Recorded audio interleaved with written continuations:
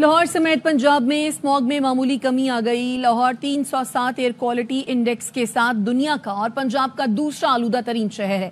पंजाब की आलूदा तरीन शहरों में बहावलपुर 412 एयर क्वालिटी इंडेक्स के साथ सरे फहरिस्त है।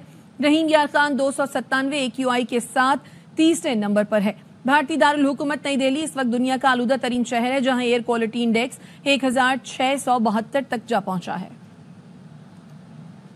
मगरबी हवाओं ने लाहौर में रुकी आलूदगी को आगे धकेल दिया, जिसके बाद शहर सूरज की रोशनी से धुल गया। महकमा मौसमियात के मुताबिक हवाओं का शिमाल मगरबी रुख आइंदा चंद रोज भी जारी रहने की उम्मीद है। विंड डायरेक्शन चेंज हुई है। नॉर्थ वेस्ट से आने वाली हवाएं जो हैं उन्होंने हमारा जो एयर मास इधर स्टैगनेट हुआ था, इधर मौजूद था 20-25 दिन थे, उसको रिमूव कर दिया यहाँ से। अब नॉर्थ वेस्ट से ताज़ा और हवा आ रही है, ठंडी हवा, तो उससे टेम्परेचर भी ड्रॉप हो रहे हैं और ये स्मोक भी डिस्पर्स हो रही है और एयर क्वालिटी इंडेक्स इम्प्रूव हो रहा है। तिब्बी माहिरीन के नजदीक फिजाई आलूदगी के तदारुक के लिए हुकूमत को कलील मुद्दती इकदामात के साथ साथ तवीलुल मुद्दती पॉलिसी अपनाने की जरूरत है। हमें पॉलिसी शिफ्ट की तरफ जाने की ज़रूरत है और हमें लॉन्ग टर्म मेजर्स को अडॉप्ट करने की ज़रूरत है। हमारे पास बहुत सारी स्टोरीज हैं। लंदन के अंदर ये हुआ और उन्होंने सक्सेसफुली इसको कंट्रोल किया, बीजिंग में हुआ, बहुत सारे मुल्कों में हुआ, तो हम उनसे लर्न कर सकते हैं। हवाओं का रुख और बारिशें माहौलियाती आलूदगी में कमी का बाइस बनती हैं। ताहम महकमा मौसमियात के मुताबिक रवा माह में लाहौर समेत पंजाब भर में बारिशों का कोई इम्कान नहीं। कैमरामैन अजहर बशीर के साथ Almas Ahmed Khan, ARY news Lahore. Smog में कमी के बाद डायरेक्टर जनरल महकमा माहौलियात ने रावलपिंडी डिवीजन में कल से स्कूल खुलने का नोटिफिकेशन जारी कर दिया। नोटिफिकेशन के मुताबिक कल से रावलपिंडी, जेहलुम, अटक और चकवाल के स्कूल खुल जाएंगे। तालिब इल्मों, असातिज़ा और स्टाफ को हाजिरी यकीनी बनाने की हिदायत की गई है। फ़ज़ाई आलूदगी के बायस पंजाब हुकूमत ने 17 से 25 नवंबर तक जिला रावलपिंडी के तमाम स्कूल बंद करने का नोटिफिकेशन जारी किया था। सेनेट कमेटी बराए निजकारी के इजलास में वफाकी वजीर निजकारी अलीम खान ने PIA निजकारी में नाकामी FBR पर डाल दी। इस पर मजीद जानते हैं शोएब निजामी से। बताइए शोएब। जी, सेनेटर तला की इस वक्त ये इजलास जारी है, जिसमें PIA की निजकारी की नाकामी के ऊपर जो है बातचीत की जा रही है। वजीर निजकारी अब्दुल अलीम खान का ये कहना है कि FBR ने जो है वो नई तैयारियों की खरीदारी में सेल्स टैक्स की छूट नहीं दी, जिसकी वजह से जो है वो प्लान मुतासर हुआ और निजकारी जो है वो मुकम्मल नहीं हो सकी। उनका ये भी कहना था कि FBR अपने एक महवर में रहता है, उसका मैंडेट से सिर्फ टैक्स जमा करना है, लेकिन इस जमा करने के जो मुश्किलात का सामना करना पड़ता है उसका एहसास FBR नहीं करता। उन्होंने ये भी बताया कि हुकूमत जो है निजकारी की नाकामी से सीखेगी। जो एयर इंडिया की निजकारी वो भी 5 मरतबा जो है वो मनसूख हुई थी। अब जो है हुकूमत निजकारी का नई बोलियां तलब करेगी और इस सिलसिले में वज़ीर-ए-आज़म जो है वो खास हिदायत देंगे, जिसके बाद जो है ये अमल मुकम्मल किया जाएगा और अब तक निजकारी में जो नाकामी हुई है उससे हुकूमत सबक सीखेगी। जी, अपडेट करने के लिए शुक्रिया शोएब। इस्लामाबाद के मुख्तलिफ थानों में बानी PTI के खिलाफ 62 मुकदमात दर्ज हैं। इस्लामाबाद पुलिस ने इस्लामाबाद हाई कोर्ट को आगाह कर दिया। गुज़श्ता समात पर पुलिस ने मुकदमात की तफसीलात की फराहमी के लिए वक्त मांगा था। DSP लीगल ने हतमी रिपोर्ट इस्लामाबाद हाई कोर्ट में जमा कराई। जस्टिस अरबाब मोहम्मद ताहिर ने दरखास्त गुजार नौरीन न्याजी की दरखास्त पर समात की। इस्लामाबाद की सेशन अदालत ने जाली रसीदों के केस में बानी PTI और अहलिया की अबूरी जमानतों में 7 दिसंबर तक तौसी कर दी। बानी PTI और अहलिया ने हाजिरी से इस्तिस्ना की दरखास्त जमा कराई। प्रोसिक्यूटर और तफ्तीशी अफसर ने अदालत से रसीदों की तस्दीक के लिए मोहलत देने की इस्तदा कर दी। समाअत 7 दिसंबर तक मुलतवी कर दी गई। रावलपिंडी की इंसदाद दहशत गर्दी अदालत में 9 मई के 13 मुकदमात की समाअत। प्रोसिक्यूशन टीम ने PTI के 3 रहनुमाओं से मुतालिक अपना बयान वापस ले लिया। अदालत को बताया सदाकत अब्बासी, वासिक कयूम और उमर तनवीर भट्ट वादा माफ गवाह नहीं रहे। तीनों अपने इकबाली बयान से मुनहरिफ हो गए। दौरान समाअत शेख रशीद, उमर अयूब, बाबर अवान, राजा बशारत, कवल शोज़ेब, शीरी मजारी पेश हुए। 9 मई केसेस के समाअत 2 दिसंबर तक मुलतवी कर दी गई। अदालत ने 9 मई के 13 केसेस में शीरी मजारी के वारंट मनसूख कर दिए। शीरी मजारी ने कहा, अदालत में पेश होती रही हूँ, मेरी हाजिरी क्यों नहीं लगी? अदालत ने कहा, टाइपिंग की गलती के बायस हाजिरी नहीं लगी। हुकूमत रुकावटें खड़ी करने की हमाकत न करे। मुशीर इत्तलात KP बैरिस्टर सैफ कहते हैं 24 नवंबर को एहतजाज की राह में हायल रुकावटें हटाने का पूरा बंदोबस्त किया गया है। पहले भी रुकावटें अबूर करके इस्लामाबाद पहुंचे, इस बार भी पहुंचेंगे। कंटेनर्स अवाम के जोशो जज्बे के सामने रेत की दीवार साबित होंगे। अली अमीन गंडापुर की सरबराही में केपी का काफिला इस्लामाबाद पहुंचेगा। इस बार केपी के नौजवानों ने बानी को निकालने का मुकम्मल तहैया कर रखा है। इस मर्तबा मुतालबात की मंजूरी तक वापसी की कोई गुंजाइश नहीं है। बानी पीटीआई की 24 नवंबर को एहतजाज की कॉल। बुशरा बीबी एहतजाज कामयाब बनाने के लिए मुत्तहर है। वज़ीर आला हाउस पेशावर में पार्टी कारकुनों और ओहदेदारों से मुलाकात। बुशरा बीबी ने हिदायत की बानी की रिहाई के लिए जिद्दोजहद तेज की जाए। साबिक वज़ीर आज़म को नौजवानों से बहुत सी तवक्कुआत हैं। वज़ीर दफ़ा ख्वाजा आसिफ कहते हैं पीटीआई इस बार भी एहतजाज के लिए आई तो शिकस्त खाएगी। अगर डू और डाई का मसला है तो बानी और बुशरा बीबी अपने बच्चों को भी एहतजाज में लाएं। हमारी तरफ से मुज़ाकरात की ऑफर हर वक्त मौजूद है, लेकिन बानी पीटीआई सियासी सतह पर नहीं सिर्फ स्टैब्लिशमेंट से मुज़ाकरात चाहते हैं। ये लोग डबल एजेंट बने हुए हैं।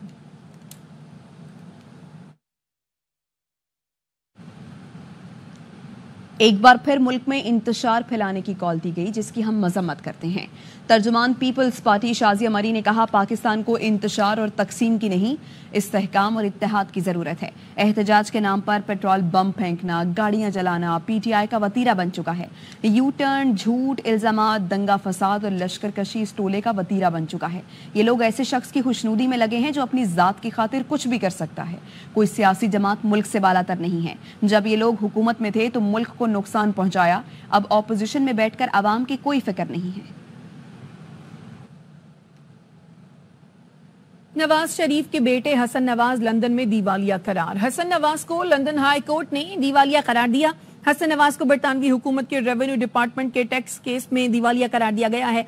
बरतानिया के टैक्स एंड रेवेन्यू डिपार्टमेंट ने हसन नवाज की कंपनी से वाजिबात वसूली के लिए केस किया था, जिस पर हसन नवाज ने अगस्त 2023 में बरतानवी हाई कोर्ट से रुजू किया। हसन नवाज के वकील ने बरतानवी अदालत में कंपनी को दिवालिया साबित किया। लंदन हाई कोर्ट ने रवा साल 29 अप्रैल को ऑर्डर जारी किया। हसन नवाज की मुताद्दिद कंपनियां हैं।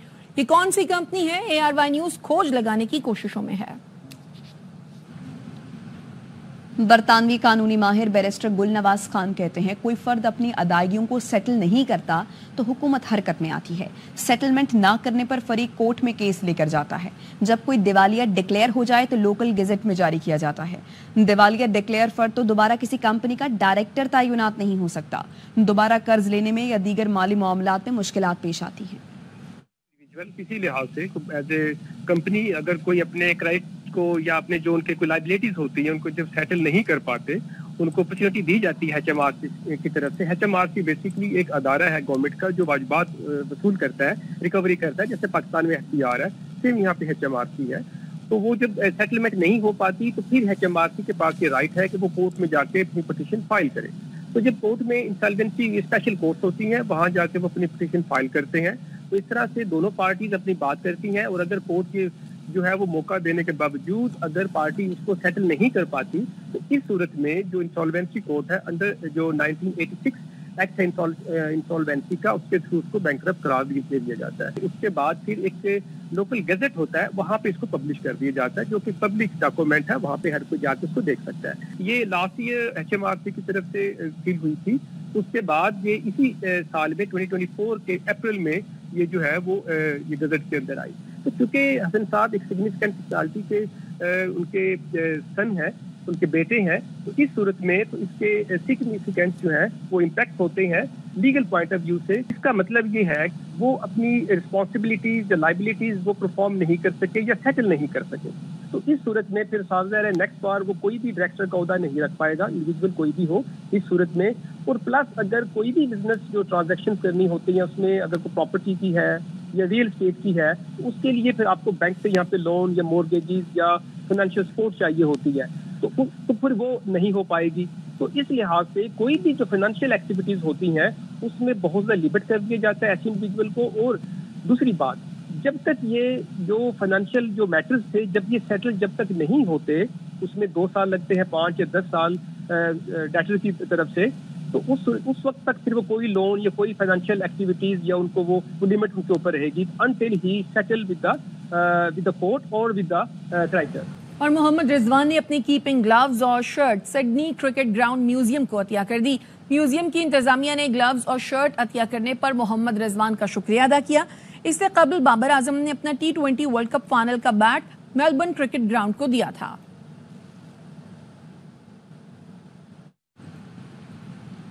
भारत चाल से बाज न आया मगर अपने ही जाल में फंस गया।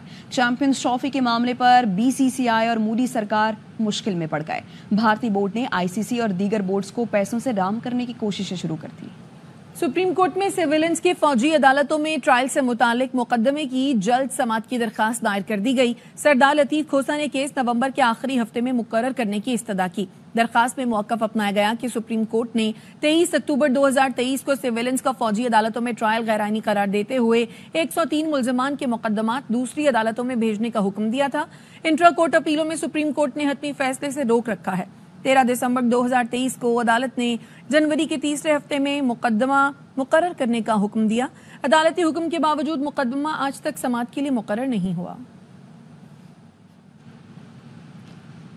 बुशरा बीबी के खिलाफ मुकदमात नैब खैबर पख्तूनख्वा ने रिपोर्ट पेशावर हाई कोर्ट में जमा करा दी। पेशावर हाई कोर्ट ने बुशरा बीबी से मुताल्लिक मुकदमात और इंक्वायरियों की तफसील से मांगी।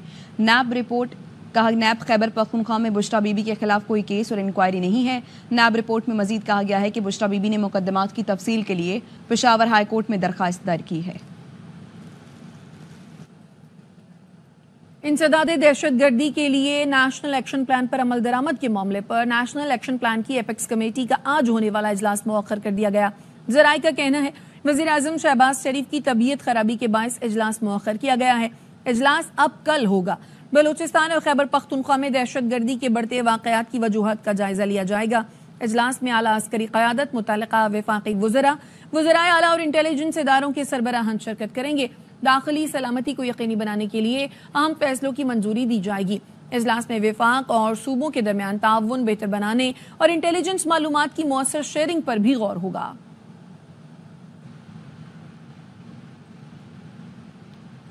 फैसलाबाद के इलाके माझीवाल में 14 साल के लड़के को मुबैना ज्यादती के बाद कत्ल कर दिया गया। अब्दुल कदीर की लाश खाली प्लॉट से मिली। अब्दुल कदीर अंडे फरोख्त करता था। इतवार की शाम घर से काम पर गया और लापता हो गया। वालिद के मुताबिक बेटे की गुमशुदगी के इतला देने के बावजूद पुलिस ने बरवक्त कार्रवाई नहीं की। गाँव के करीब खाली प्लॉट से अब्दुल कदीर की लाश मिली। मुलजिम ने मुबैना ज्यादती के बाद तेज धार आले से गला काट कर लाश प्लास्टिक में डाली। फॉरेंसिक एजेंसी ने मौके से शवाहिद इकट्ठे कर लिए। लाश पोस्टमार्टम के लिए रूरल हेल्थ सेंटर डिजकोट मुंतकिल कर दी गई। और खबर है लाहौर से, जहां चिल्ड्रन अस्पताल में 3 साला बच्चा मैनहोल में गिरकर जाँ बहक हो गया है। क्या तफसीलात हैं, यार मोहम्मद से जानते हैं। बताइए यार मोहम्मद। बिल्कुल जी, ये लाहौर का चिल्ड्रन अस्पताल है जहाँ पे अफसोसनाक वाकया पेश आया है। एक कम उम्र बच्चा जो है वो खेलते हुए जो वहाँ पे एक गटर था, खुला हुआ मेन होल था उसके अंदर गिरकर जाँ बहक हो गया है। बच्चे के वालिद से हमारी बात हुई है, जिनका कहना है कि कई रोज से बच्चे की जो बीमारी थी उसके लिए उसको यहाँ पे इलाज के घर से लेके आए थे, लेकिन जो चिल्ड्रन अस्पताल की इंतजामिया है उन्होंने जो गटर का मेन होल है उसको दरख्तों की टहनियों से ढांपा हुआ था, जिसको बच्चे को नजर नहीं आया तो बच्चा खेलते हुए उसके अंदर जा गिरा। जिसके बाद मौके पर ही जब बच्चा जो है वो दम तोड़ गया है। और उसके वालिद का ये भी कहना है कि पुलिस को दरखास्त दी है, लेकिन कोई कानूनी कार्रवाई नहीं करवाना चाहते, जबकि जो वजीर सेहत पंजाब है उन्होंने नोटिस भी लिया है और इंतजामिया से सारे मामला की जो बात है वो तलब की है कि असल वाकया क्या हुआ है। और चिल्ड्रन अस्पताल की इंतजामिया ने भी एक इंक्वायरी कमेटी तश्कील दे दी है। तो एक इंतहाई अफसोसनाक वाकया है, इंतजामिया की गफलत है अस्पताल वालों की कि एक गटर का जो मेन होल है खुला हुआ है और एक और बचा है। अपडेट करें आप यार मोहम्मद, शुक्रिया।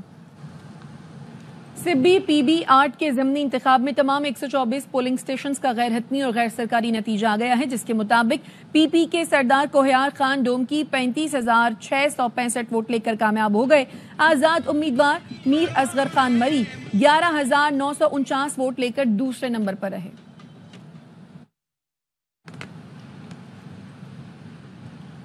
प्यार और पाकिस्तान में सब कुछ जायज़ है। पाकिस्तान के हालात में आप क्या सिर्फ इश्तिहार पर यकीन कर सकते हैं? सिंध हाई कोर्ट के जस्टिस जफर राजपूत के मज़ार कायद के करीब गैर कानूनी तामीरात केस में रिमार्क्स। दरखास्त गुजार के वकील ने मौक़िफ़ इख्तियार किया। जमशेद टाउन के प्लॉट पर गैर कानूनी प्लाजा तामीर किया जा रहा है। ये मज़ार कायद के तकद्दुस के खिलाफ है। बुकिंग के लिए इश्तिहारात भी जारी किए जा रहे हैं। आम शहरी समझता है इश्तिहार जारी हुआ है तो मामलात कानूनी होंगे। जस्टिस जफर राजपूत ने कहा, इश्तिहारात शाया करने से क्या होता है। अदालत ने दरखास्त के काबिल समात होने पर मजीद दलाइल तलब करते हुए समात 3 हफ्ते के लिए मुलतवी कर दी। रवा माली साल जुलाई तक अक्टूबर current account 21 crore 80 lakh dollar से सरप्लस रहा। स्टेट बैंक के मुताबिक गुज़श्ता माली साल के इब्तदाई 4 माह में करंट अकाउंट खसारा 1 अरब 52 करोड़ 80 लाख डॉलर का था। अक्टूबर 2024 में current account 34 crore 90 lakh dollar surplus रहा। अक्टूबर 2023 में 28 करोड़ 70 लाख डॉलर खसारा था। गुज़श्ता 3 माह से करंट अकाउंट सरप्लस में है। उधर बाइडेन इंतजामिया ने लॉन्ग रेंज मिसाइल के हवाले से हिकमत अमली में तब्दीली कर ली। जाते जाते यूक्रेन को रूस के अंदर अमरीकी साख्ता लॉन्ग रेंज मिसाइल इस्तेमाल करने की इजाज़त दे दी। ये मिसाइल 190 मील तक हदफ को निशाना बना सकते हैं। इससे पहले अमरीकी असलहा रूस में इस्तेमाल करने की इजाज़त नहीं थी। ट्रंप जूनियर ने जो बाइडेन के इक़दाम को तीसरी आलमी जंग शुरू करने के खतरे से तशबीह दे दी। सोशल मीडिया पर लिखा, बाइडेन वालिद का ओहदा संभालने से पहले तीसरी आलमी जंग शुरू कराने की कोशिश कर रहे हैं। ऐसा लगता है मिलिट्री इंडस्ट्रियल कॉम्प्लेक्स इस बात को यकीनी बनाना चाहता है कि वो तीसरी जंग अजीम शुरू कर दे ताकि मेरे वालिद को अमन कायम करने और लोगों की जान बचाने का मौका ही ना मिले। ट्रंप के हल्फ उठाने से पहले बाइडेन का इक़दाम दुनिया को संगीन खतरे से दो-चार कर सकता है। अब तक के लिए इतना ही। एक ब्रेक के बाद हाजिर होंगे न्यूज़ हेडलाइंस के साथ।